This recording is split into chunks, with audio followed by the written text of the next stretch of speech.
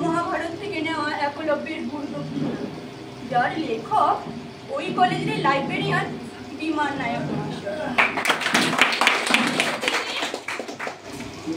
পাণ্ডব এবং কৌরবদের অস্ত্রগুরু দ্রোণাচার্য প্রতিজ্ঞাবদ্ধ যে তিনি কোনো শূদ্রকে অস্ত্র শিক্ষা প্রদান করবেন না। এদিকে নিষাদপুত্র একলব্য একদিন অস্ত্র শিক্ষার জন্য গুরু দ্রোণাচার্যের কাছে উপস্থিত, কিন্তু গুরু দ্রোণাচার্য তাকে শিষ্য হিসেবে গ্রহণ করলেন না। বনের মধ্যে একলব্য মাটি দিয়ে একটি গুরু দ্রোণাচার্যের মূর্তি স্থাপন করলেন এবং সেখানে তীর ছোড়া অভ্যাস করতে লাগলো। জানিস সখী তারপর কি হলো? সখী? তারপর একলব্য একদিন পৃথিবীর শ্রেষ্ঠ ধনুর্ধর হয়ে উঠল।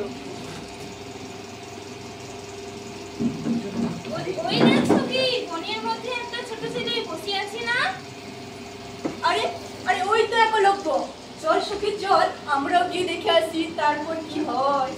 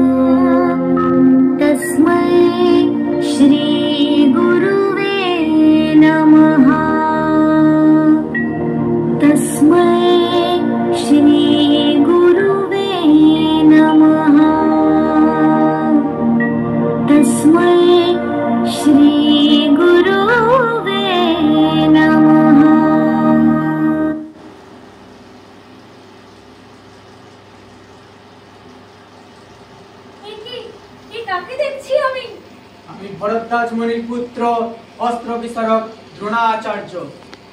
পাঞ্চাল, হস্তিনাপুর তথা সমগ্র ভারতবর্ষের সর্বশ্রেষ্ঠ অস্ত্রগুরু দ্রোণাচার্য সশরীরে আমার এই অরণ্য ঘেরা পর্ণকুটিরে, এটি সত্যি?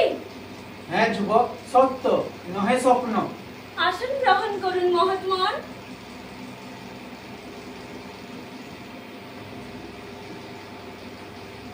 তুমি যে গুরু বন্দনা করছিলে সেটি কোন গুরুর উদ্দেশ্যে? আমার প্রথম গুরু আমার জন্মদাত্রী মাতা, আমার জন্মদাতা পিতা, যাদের জন্য আমি এই পৃথিবীতে আসতে পেরেছি, তারাই আমার পরম ঈশ্বর। কি নাম তোমার পিতা? নিষাদরাজ হিরণ্যধনু, যার একমাত্র পুত্র আমি একলব্য।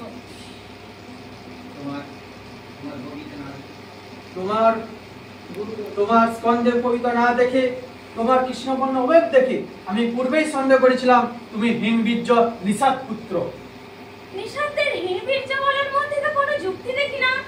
আমাদের যুদ্ধে পরাস্ত করে আমাদেরই ধন সম্পত্তি দেবতাদের হাতে তুলে দেওয়ার জন্য দেবরাজ ইন্দ্রকেও সূর্যের কাছে প্রার্থনা করতে হয়েছিল। আমরা এই আর্যদের দখলীকৃত রাজ্য বারবার থাক থাক, আর তর্ক যুদ্ধ করতে হবে না। আমি এই অরণ্যে আসিনি, আমি এসেছি এক তীরন্দাজের সন্ধানে। কিন্তু তোমার মতন একজন শূদ্রকে এই প্রতিমূর্তি তৈরি করেছো কেন তুমি এখানে? আপনি যে আমার শিক্ষাগুরু, তাই তো আমি প্রতিদিন অস্ত্র চালনার পূর্বে আপনার পায়ে পুষ্পার্ঘ্য দিয়ে প্রণাম জানাই। আমার কৃপা দৃষ্টি তোমার উপরে পড়বে না বৎস। কেন গুরুদেব? কারণ আমার হাত পা যে গুরুরাজের কাছে বাধা। শোনো একলভ্য, এই সমাজে ব্রাহ্মণ, ক্ষত্র, বৈশ্য, শূদ্র এই চতুর্বর্ণে বিভাজিত, কিন্তু আমি তোমার মতন একজন শূদ্রকে আমার শিষ্য হিসেবে গ্রহণ করব না। গুরু দ্রোণাচার্যের কাছে এরকম জাতি বিদ্বেষমূলক প্রলাপ শুনবো, এ আমি কখনো ভাবিনি গুরুদেব। তোমার মতন একজন শূদ্রকে আমি অস্ত্র শিক্ষা দিতে পারবো না, তুমি চলে যাও। কেন গুরুদেব? আপনি কি কেবল অর্জুনের গুরুদেব? একজন ছাত্র ছাত্রীর মধ্যে যদি চেষ্টা থাকে তা পূরণ করার দায়িত্ব গুরুদেবের। তুমি আমায় গুরু হিসেবে মনে করো? হ্যাঁ গুরুদেব, নিশ্চয়ই করি। তাহলে এক্ষুনি এই মুহূর্তে তোমায় গুরু দক্ষিণা দিতে হবে, তুমি রাজি? হ্যাঁ গুরুদেব, আমি রাজি। বলুন গুরুদেব, কি সেই গুরু দক্ষিণা? তোমাকে এক্ষুনি এই মুহূর্তে তোমার দক্ষিণ হস্তের বৃদ্ধাঙ্গুলি ছেদন করে আমায় গুরু দক্ষিণা দিতে হবে।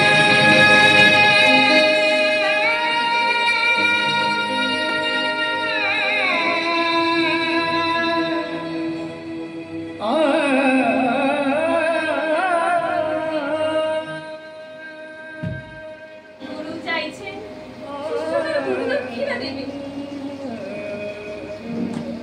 আমি প্রস্তুত গুরুদেব।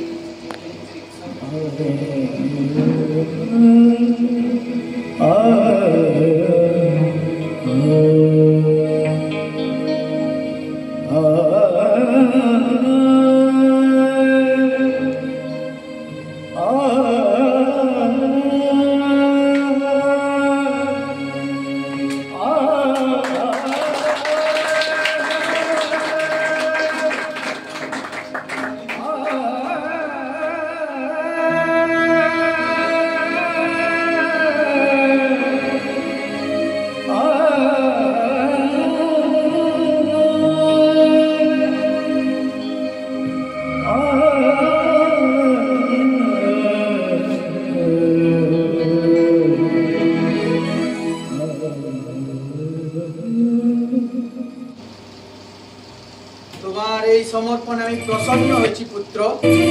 আজ থেকে তুমি আমার শিষ্য। এবার তুমি হস্তিনাপুরের ভূমি ত্যাগ করে মানবে ফিরে যাও, এটাই তোমার গুরুর আদেশ।